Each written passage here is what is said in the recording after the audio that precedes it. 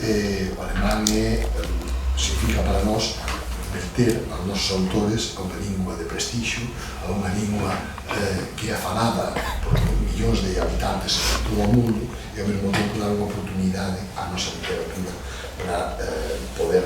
para que teña visibilidade en latitudes xeográficas e culturais estables de nós.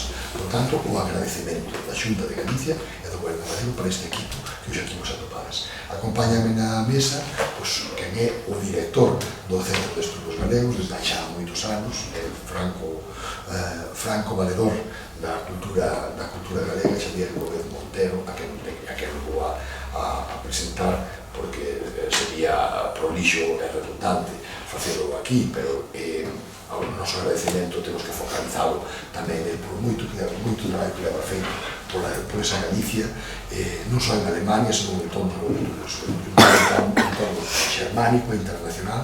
A lingua e a cultura galega queda sempre en débeda contigo, porque ademais, un brillantísimo profesor, leva traballado pola nosa terra nunha universidade tan prestixiosa como a de Quín e proxectado desde aí a nosa cultura a miles e miles de persoas e moitísimas promocións de estudiantes, igual que vos tiveron a oportunidade de acercarse á nosa cultura grazas á súa actividade. Con nós tamén está o profesor González Herrán, unha persoa dunha dilatada e brillante traxectoria do coñecemento da literatura non só galega, senón da literatura hispánica, profesor da Universidade de Santiago, e a profesora Olivia Rodríguez González, profesora da Universidade de Coruña, e que están vinculados estas traduccións que hoxe aquí presentamos. Eles van dar máis e mellor conta a mí, cunha voz moito máis autorizada para poder explicarnos que é o que estamos presentando hoxe aquí. Por parte da Secretaría Xeral, agradecer tamén a presencia da nosa subdirectora, da nosa asesora Olga López, que se ocupa dos Centros de Estudos Galegos, e como non do investigador do Centro Superior de Investigacións Científicas, o noso cordial amigo tamén, Isidro García Tato, que vos podo dicir que é un dos xermanófilos máis grandes que temos nesta casa, formado nas universidades alemanas, e que a súa proximidade tamén que a cultura alemana por fai que hoxe tamén estivera convidado a este acto. E xa sin máis, propomos en primeiro lugar empezas ti, Xavier, sí, Xavier Gómez Montero, que nos vai introducir no que é a xénese e na produción que levamos a cabo para presentar estas dúas traduccións respectivamente. Moi ben, moitas grazas, e se me permite, moitas grazas, Valentín, por as túas generosas palabras, a familia. E se me permites, vou pedir tamén a Laura e a un estudante que conte un pouco do que fixeron estes días. Por iso vou deixar unha cadeira, vou deixar vos en 3 minutinhos. Entón, primeiro, xusto, agradecer a todos os que estamos aquí, e particularmente, claro, a Secretaría Xeral de Política Lingüística, que fai tamén este esforzo, que demostra o esforzo do Goberno de Galicia para espallar a cultura galega por todo o mundo, e tamén nós temos a oportunidade de dar proxección á literatura galega, que unha das, non sei, que Galicia é un país de poetas, son unha das señais de identidade de Galicia. Nos pensamos tamén que os lectorados son embaixadas de Galicia, da lingua e da cultura galega, e que os lectores tamén son as persoas que son os embaixadores da cultura da lingua galega no mundo, e eu podo vos asegurar que Laura Pereira é unha embaixadora excepcional. Para mí, que os estudantes están de acordo con que estou a dicir agora mesmo. Ben, Nos fixemos, como outros anos, unha excursión. Esta chamase Topografías Culturales del Noroeste Hispánico. Entón, collemos a parte dos montes galaico-leoneses, de Sanabria a León, a Astorga e a Rabanal do camiño, e logo fixemos tamén unha andaína polo camiño de Santiago, algúns hasta Rabanal, outros ata Focebadón, andando, pero para mí eu creo que vai ser mellor que un pouco que sexa Laura que conte un poquinho para con noso corrido, o que fixemos estes días, e logo xa tamén Félix un pouco que conte a experiencia dele como estudante de galego en Quito como participante. Secretaría Xeral de Política Lingüística, e que poidamos facer aquí tamén esta pequena presentación destas obras de traducción. Pois, esta excursión comezou o día 27 de agosto en Astorga, como vos dixo o profesor Gómez Montero. Foi moi intensa, bastante interactiva tamén, porque o noso alumnado puido levar todos os contidos teóricos que aprenderon tanto nas aulas de lingua, como cultura, civilización e literatura, pois puideron levadas á práctica. Como dixo tamén o profesor, a nosa excursión comezou polos montes galaico-leoneses, estudando os aspectos das topografías do noroeste peninsular. Tamén puidemos visitar uns castros, que en concreto o Castro das Labradas, e tivemos a oportunidade de que un arqueólogo nos contara como vivían as poboacións primitivas. E tamén puidemos visitar un asentamento romano, que era o asentamento Petagonio. Tamén, como dixo o profesor, fixemos unha etapa do Camiño de Santiago, dende Murias de Rechibaldo ata Rabanal del Camino, e os máis valentes chegaron ata o pico máis alto, que é Foncebadón. Tamén fixeron un pequeno taller de traduccións comentadas dos contos de Emilia Pardo Bazán, con meu compañeiro Florio, aí sentado.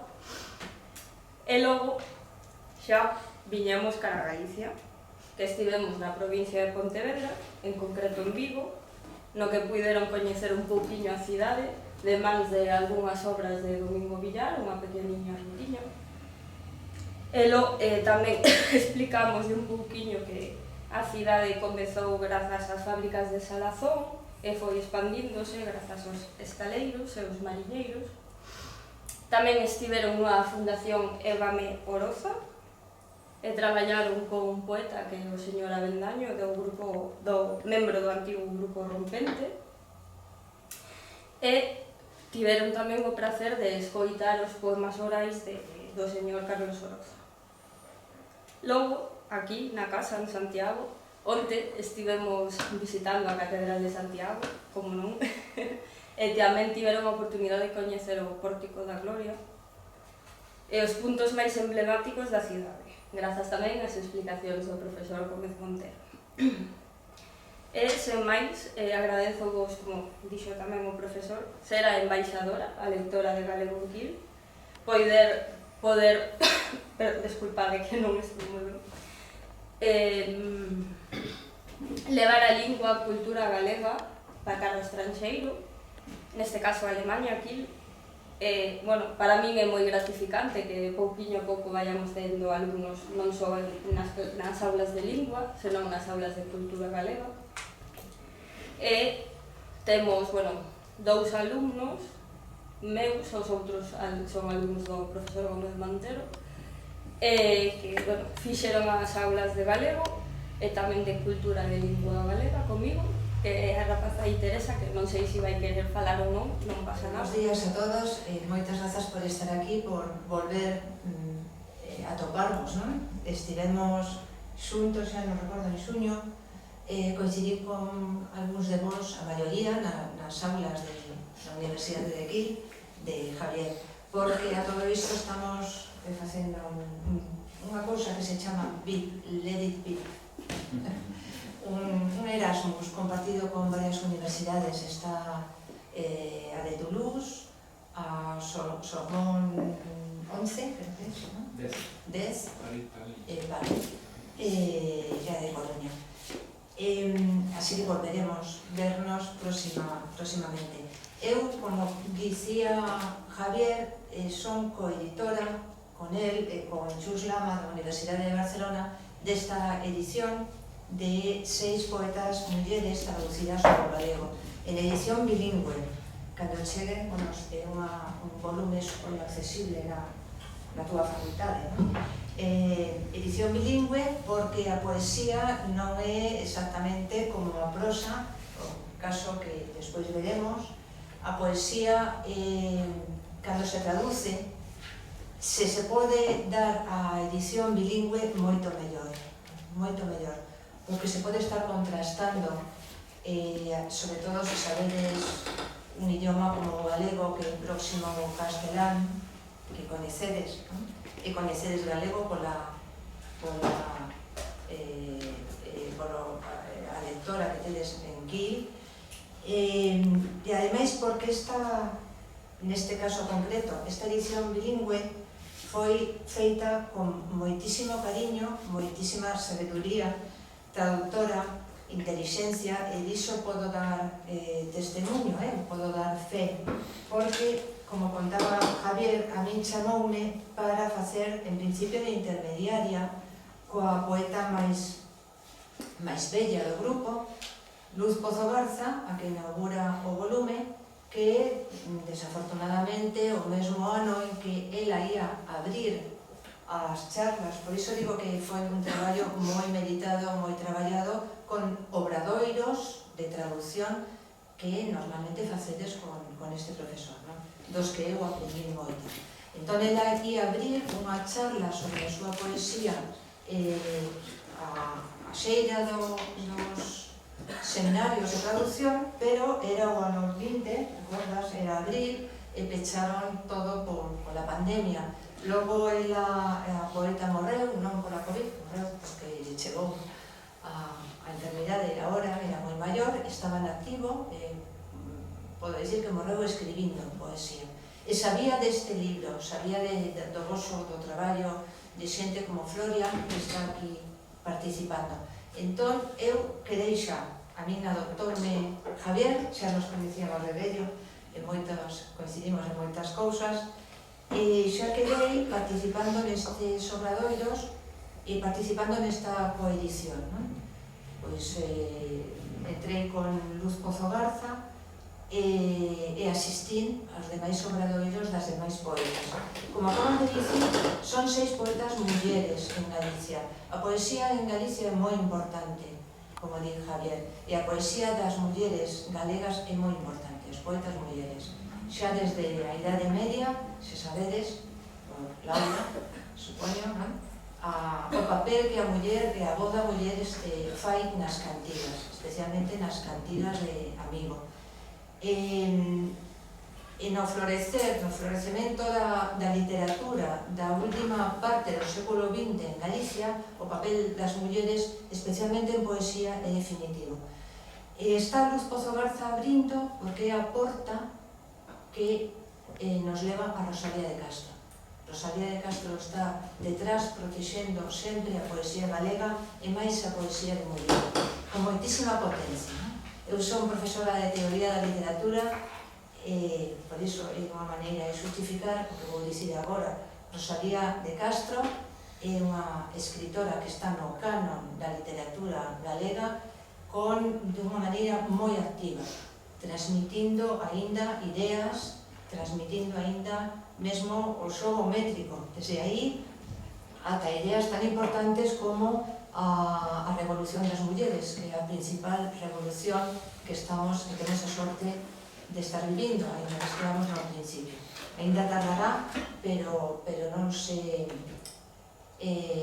cumplirá, pese a todo o que estamos vendo, non? Ela abre a porta, Rosalía de Castro, van detrás todas estas poetas, detrás por razón de idade, non por razón de prestixio, en orde temporal. Poetas que tiveron relación con Luz Pozo Garza, porque hai o que se chama sororidade, non? Na poesía das mulleres e dos homes en Galicia hai moitísima comunicación. Entón, era un grupo de poetas máis novas que sempre acudían a falar e a consultar a Luz Pozogaza.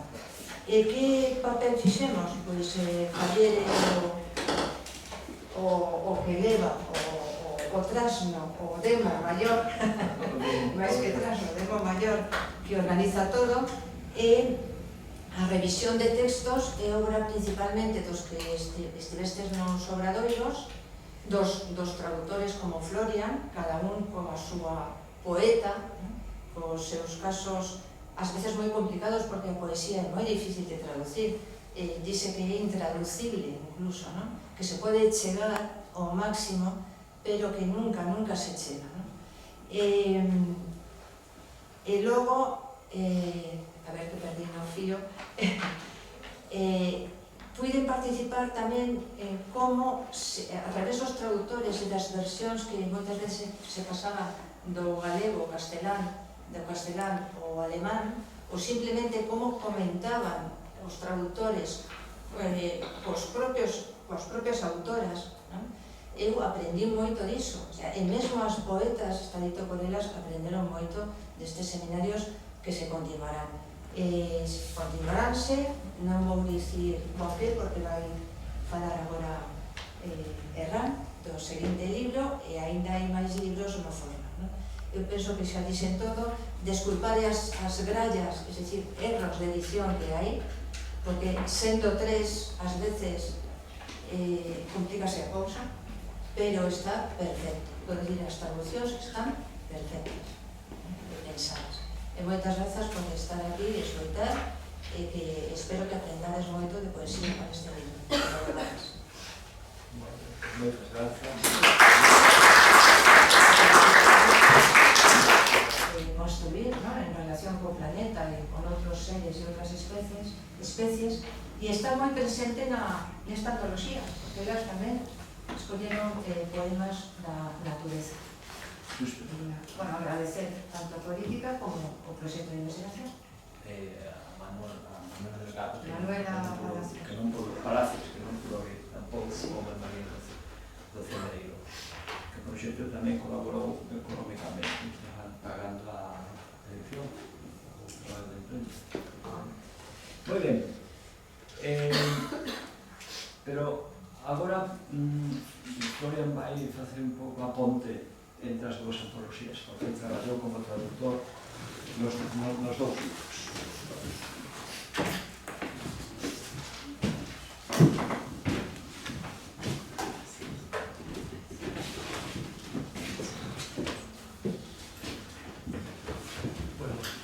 Muchas gracias, Javier, y muchas gracias a todos ustedes por celebrar este acto en honor de la poesía gallega.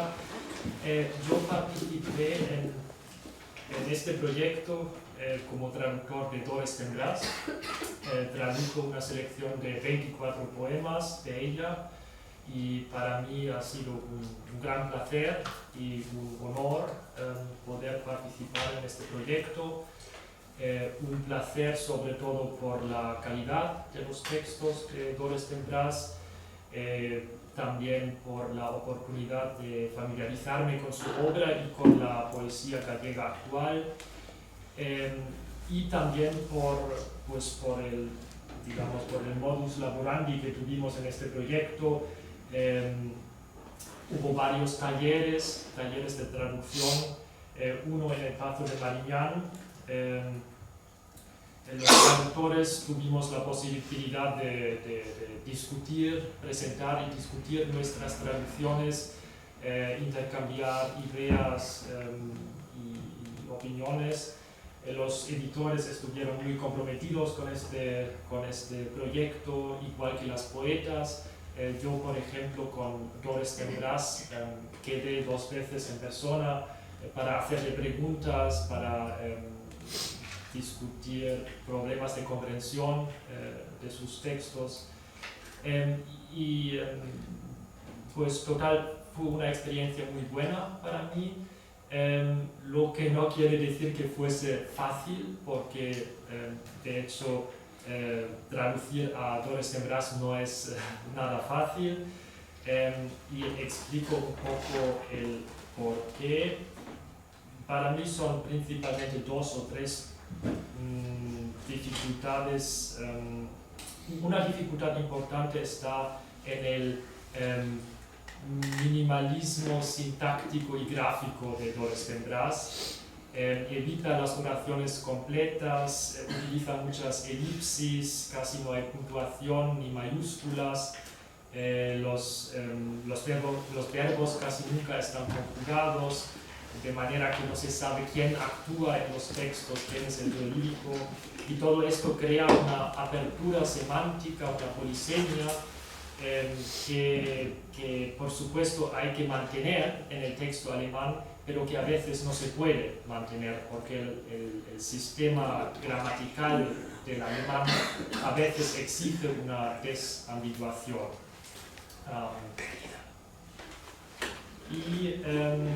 Y bueno, sí, esto puede causar bastantes problemas al traductor. La ambigüedad tan característica de Dolores Tendrás también resulta del léxico, porque muchas veces juega con homonimias y polisemias. En un poema, por ejemplo, juega con el doble significado de la palabra oso, que puede ser el hueso de una fruta, pero también puede ser el hueso de un ser humano, de la anatomía. Y en el poema habla de ciruelas, pero al mismo tiempo lo hace utilizando un lenguaje metafórico del ámbito médico, cirúrgico, o sea, los 2 significados tienen sentido en este contexto, y esta ambigüedad no se puede mantener en alemán, porque en alemán no existe ninguna palabra equivalente que tenga los 2 significados. Bueno, y ahora paso a la antología de Pardo Bazán. Yo traduje 5 cuentos de ella y un fragmento ensayístico, y también estuve involucrado junto con Javier Gómez Montero en la concepción del libro y en todo el proceso editorial. Y ha sido también un gran placer colaborar en este libro, y me alegro mucho de que por fin hayamos conseguido publicar este libro, porque pues ha tardado más de lo que en un principio pensábamos. Igual que 6 Poetas Galegas, es un proyecto que se acompañó de muchas actividades. Tuvimos otro encuentro en el Pazo de Mariñán, tuvimos un taller de traducción para estudiantes de la Universidad de Kiel en la Casa Museo Emilia Pardo Bazán en A Coruña, y en general también en este proyecto la colaboración entre los traductores, porque también es un proyecto colectivo, ha sido muy productiva, muy fructífera, y especialmente para mí, como traductor con más bien poca experiencia, fue muy útil el intercambio con los otros traductores, que algunos eran pues, expertos de la traducción. Personalmente me gustan mucho los cuentos de Pardo Bazán por su estilo, por la descripción muy precisa de lugares de Galicia y de entornos sociales, y sobre todo por los desenlaces ingeniosos y sorprendentes que tienen estos cuentos. El lenguaje de Pardo Bazán es un lenguaje pues, altamente literario, con recursos estilísticos, metáforas, juegos de palabras, ironía, con una sintaxis a veces muy compleja, hipotáctica, con expresiones insólitas, tan insólitas que ni se encuentran en el diccionario, lo que también produce problemas a la hora de traducir. y pues es un lenguaje literario, pero al mismo tiempo es un lenguaje caracterizado por la oralidad, por los coloquialismos y por los galleguismos. Y esto también a la hora de traducir pues puede causar problemas. La oralidad y los coloquialismos más bien no requieren una cierta creatividad, pero lo que sí es bastante difícil o incluso imposible de traducir son los galleguismos. En algunos casos se puede mantener, o sea, la misma palabra, la palabra gallega, se puede mantener en el texto alemán. Esto sucede, por ejemplo, en el caso de los nombres propios, que, por ejemplo, la protagonista del cuento Vampiro se llama Inesinha, y de Inesinha en alemán no vamos a hacer die kleine Ines o Inalein, sino que dejamos el nombre Inesinha con el diminutivo gallego, que también da un poco de color local a los textos, a este texto. Pero en otros casos es muy difícil encontrar una buena solución para estos galleguismos, porque obviamente no hay palabras equivalentes que expresen esta connotación de proveniencia gallega. Sí. Bueno, esto solo para que vean un poco los placeres y los pesares de la traducción. Y con esto ya termino y creo que sigues tú, ¿no? Las carreras para dar o día, para cumplir os prazos para cobrar as subvencións de traducción. O Departamento de Mazán remata en unha semana. E despois das galegas tamén non así paga o Ministerio de Madrid, porque as subvencións do libro da Xunta de Galicia nesas traduccións son moi complicadas. Con Cristina Mubat tamén editei, en fin. Entón, os temas, as liñas argumentais da antropoloxía de Paco Botán, os abismos da condición humana. Iso primeiro. E logo, cosas de venganza,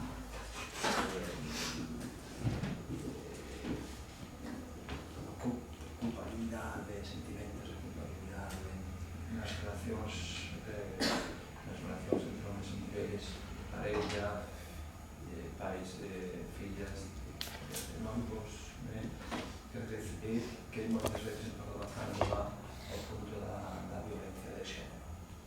Isto é un tema central na antropoloxía. Outro,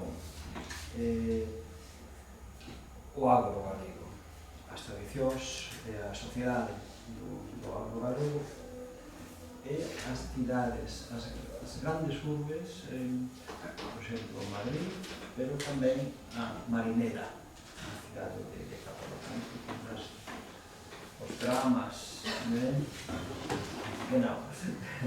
pequenos e grandes desastres burgueses, da burguesía, e tamén os dramas, os conflictos na provincia en España, encontros como el pueblo, misterios do convento,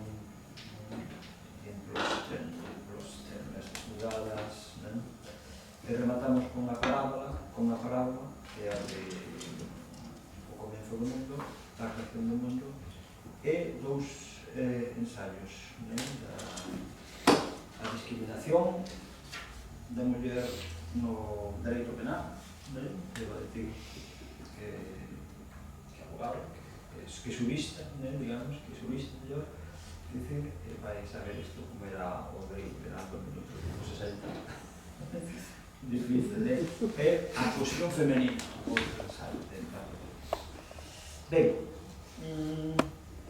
eu diría que agora é un momento de agradecer tamén a José Manuel González Ferrán, que está aquí, que é un poquinho da proxección europea de Pardo Bazán, que o marco que justifica a presencia deste libro de esforzo do Centro de Estudos Galegos, tamén os embaixadores da cultura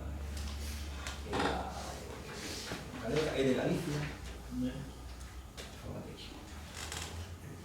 Muchas gracias por la invitación. Buenos días a todos los presentes. Quiero comenzar haciendo una advertencia, y es que yo venía a asistir a la y me he encontrado con que me piden que hable, y como me gusta mucho hablar, por eso me hice profesor, y además si es de Pardo Bazán, más todavía. Me parece una excelente idea traducir algunos cuentos de Pardo Bazán al alemán por dos razones. De un lado, por aumentar la proyección de la autora, que está traducida en sus novelas, algunos ensayos, a prácticamente todas las lenguas cultas del mundo, también en alemán, pero los cuentos quizá no tanto. Emilio Pardo Bazán tiene una obra muy variada, muy enciclopédica, porque escribió novelas, escribió ensayos, escribió libros de cocina, escribió cuentos, escribió poesía, escribió teatro, escribió miles de artículos de periódico. Y cuando a mí me preguntan por dónde podemos entrar en Pardo Bazán, yo desde hace años no tengo duda en decir el cuento. Probablemente, y eso es muy discutible, no sea lo mejor que escribió, o a lo mejor sí, pero lo que no hay duda es que su proyección, la mejor manera de entrar en la obra de Pardo Bazán es el cuento.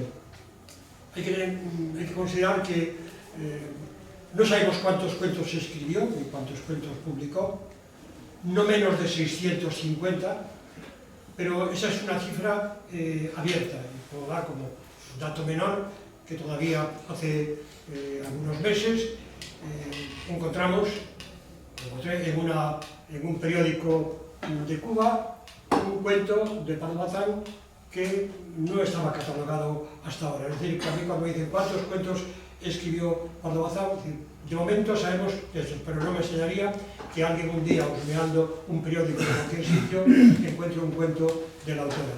Porque la mayor parte de sus cuentos, y ahí está precisamente su gran acierto, se publicaron en la prensa periódica. Y eso es lo que explica algo que precisamente Florian lo mencionaba ahora mismo, el final de los cuentos de Pardo Bazán. A ningún cuento se le puede cortar nada, ni al principio, ni al medio, ni al final. Pero si a los cuentos de Pardo Bazán les suprimimos, o en la impresora nos fallan las últimas líneas, o por un cambio en la encuadernación se pierde su párrafo final, la mayor parte de los cuentos de Pardo Bazán carecen de sentido y de mérito. La clave está en el cuento. Hay cuentos de Pardo Bazán que están todos escritos para explicar una frase final, una sentencia, una idea, un mensaje, y esto en la prensa periodística era fundamental. Una novela se puede interrumpir en cualquier momento. Estamos leyendo la novela, vamos en el tren, llegamos al lugar donde estábamos, marcamos la página en la que estábamos y ya seguiré leyendo. Pero no creo que nadie sea capaz de interrumpir un cuento porque tiene que salir a cenar, porque se acaba el viaje. Si estoy leyendo el cuento y llega el tren y para, hago lo posible por demorar mi salida del vagón porque tengo que terminar el cuento. El cuento es como un poema. No puedo leer hoy un poema y bueno, la segunda parte del poema lo leo esta tarde. Es una unidad de sentido. Y los cuentos de Pardo Bazán, como muchos de ellos fueron escritos para un periódico, donde el lector lo leía de un tirón, es lo que da su unidad y su sentido. Y este es quizá el mejor asedio a la obra de Pardo Bazán, sus cuentos. el hecho de seleccionar cuentos es algo muy difícil. Yo estoy seguro que el trabajo que aquí se ha hecho, sin duda, lo más complicado, lo más difícil habrá sido traducirlos. Pero sé por experiencia que no ha sido menor el trabajo de escoger qué cuentos traducimos. Es difícil traducir un cuento, pero es difícil decidir qué cuento es el que traduzco. Si hubiera escrito 20 cuentos, pues era muy sencillo. Si hubieran cuentos completos de Pablo Bazán, que son 20, y se hace un libro. Pero en una obra que son más de 640 o 650, saber elegir. Y yo creo que la selección, por lo que he estado viendo en el índice, es muy certera en la medida en que cubre los distintos campos de Pablo Bazán. Incluso un aspecto que ha mencionado el profesor Gómez Montero ahora y que quiero retomar. Yo he hecho hasta ahora 3 antologías de cuentos de Pablo Bazán, aparte de haber editado en las obras completas con Darío Villanueva todos sus cuentos y haber recuperado por mí mismo en la prensa periódica no menos de 200 que estaban perdidos, olvidados, dispersos, etc. Hice una antología de cuentos publicados en América, El vidrio roto, que aquí se menciona. El año pasado, hace 2 años, con motivo del centenario, se publicó en Santiago El peregrino y otros cuentos, que son relatos ambientados en esa ciudad. Emilia era coruñesa y vivió toda su vida entre Coruña, Madrid y muchos viajes a París, pero Santiago para ella era una ciudad muy importante que había descubierto de niña y que siempre le marcó. Y no es extraño que en su obra narrativa haya cuentos ambientados, localizados, situados o que recogen ideas compostelanas, y eso es lo que recogí en ese libro. Y hay una antología que está casi preparada, pero que aún no se ha publicado y ya quizá no sea fácil publicar, que elige un aspecto de la obra de Pablo Bazán un poco difícil de abordar. Ha hablado Javier de la violencia contra la mujer. Hay bastantes cuentos de Pablo Bazán. Ella estaba muy preocupada por este tema, que lamentablemente no es un invento reciente. El invento reciente es por fin reaccionar ante ello con la ley, con la justicia, con políticas adecuadas, etc. Pero violencia contra la mujer, violencia de género, existió probablemente desde, por lo menos en los tebeos en los que un cromañón aporrea a una mujer y la lleva arrastrándola por los pelos. Siempre hubo esta violencia. Y hay varias antologías que recogen la violencia ejercida sobre la mujer en cuentos de Pablo Bazán.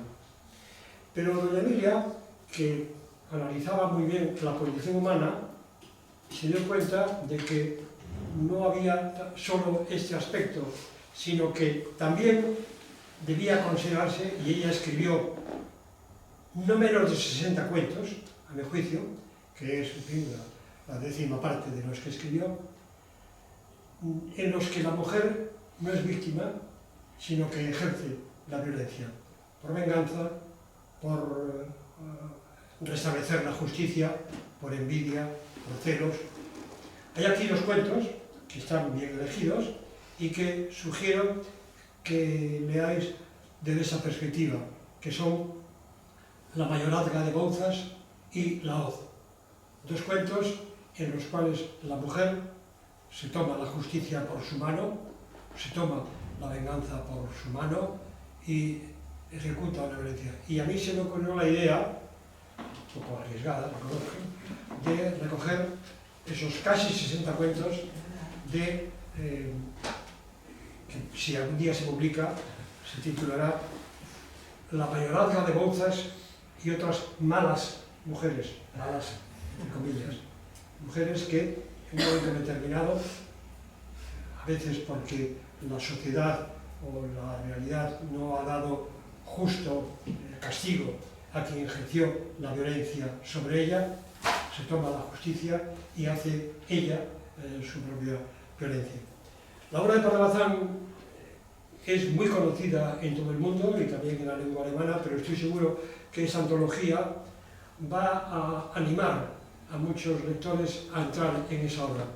Yo siempre confío en que uno entra en la obra de Padre Bazán, lee un cuento, lee otro y después quizá salte a las grandes novelas, a la Tribuna, a la Piedra Angular, pero a partir, la puerta de entrada en la obra de Padre Bazán, sin duda, es el cuento. Es, en mi opinión, como Clarín, y a veces mejor que Clarín, la mejor autora de cuentos, el mejor autor de cuentos, la mejor persona que ha escrito cuentos en las letras españolas de todos los tiempos. Así que, gracias a los traductores por el trabajo de traducir estos cuentos, a Javier por la idea, y le auguro un buen porvenir a esta antología de cuentos de Padre Bazán.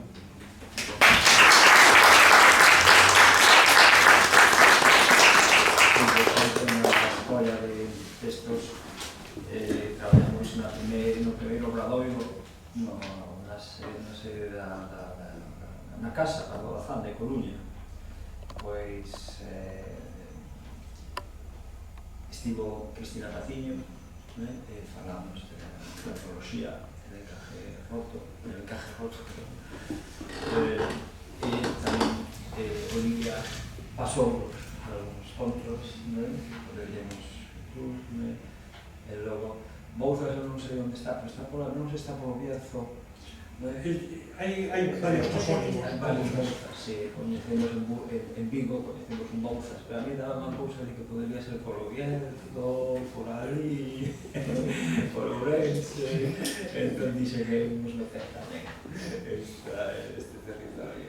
Hay una zona muy privilegiada en cuentos de Padre Bazán, como tú sabes bien, que es la zona de Las Marillas, Cerro Pasada. Ella, el haber tenido en Meirá su refugio y tal, le llevó, y hay cuentos excelentes.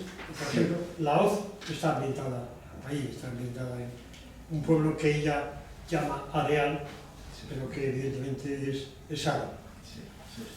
Este é o segundo o proxecto que temos agora, bueno, dous proxectos temos. Pediron os participantes de Hamburgo cando presentamos 6 entregas do libro un traductor para traducir contos de amor de Padre Bazán o libro. Entón eu dixen ao director, cando me dixen, vamos falar con Floria, e o proxecto xa empezou, pedimos a subvención da traducción, pero xa temos editor alemán, o que dirixe o equipo xa non son eu, porque a miña idea sempre, cando teño unha iniciativa vista, é que outros collan a liña e continúen. Una sugerencia a Florian, a propósito de los cuentos de amor de Padre Bazán.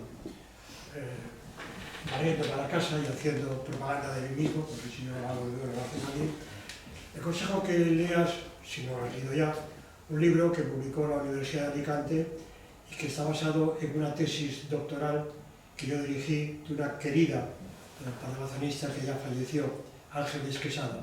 El libro se titula, creo recordar, El amor en los cuentos de Padre Bazán. Pero la tesis doctoral se titulaba, y eso me traía más, pasa que la editorial le pareció, que era Amor y desamor.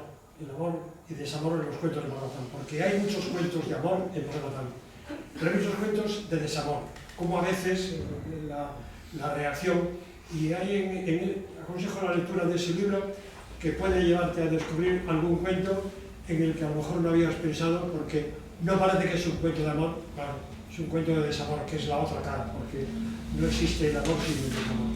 Perdón, sí. Sí, vai ser xusto unha edición do libro original. Pero, certo que sempre os proxectos vencellos a proxectos académicos, congresos, aulas, seminarios, tesis, hai moitas tesis de grau, de máster, que cando empezan de doutoramento, entón sempre tiras unha pedra, que pasa, pasa. Unha pedra de tirar. É non agresiva. Ben, e outros proxectos xusto contos das Marillas coruñesas. Imos empezar con contos das Marillas coruñesas, xa pedimos a subvención. Logo imos mandar estes dos libros a Mariñá, a Diputación, para poder tamén fazer un obradoiro ali, entón imos tirar adiante con con estas cousas. E nada máis, moitas grazas. Moitas grazas pola conciencia de que tedes moito traballo, perdón, de facer o que ia facer media hora, pero bueno, pusimos a falar, e moitas grazas por traballo.